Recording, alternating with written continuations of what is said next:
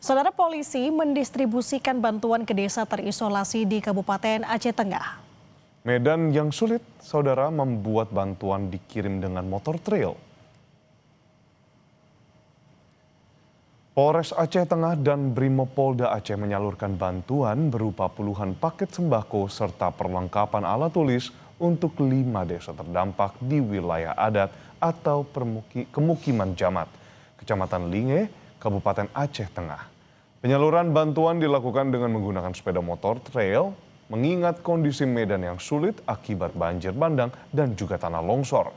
Selain sembako dan buku tulis, saudara, seling kawat baja sepanjang 1.000 meter dari BPBD Aceh juga disalurkan. Karena sebelumnya jalan dan jembatan penghubung menuju 5 desa terisolasi di wilayah kemukiman Jamat terputus. Bantuan seling kawat baja diangkut menggunakan truk Dinas Polres Aceh Tengah.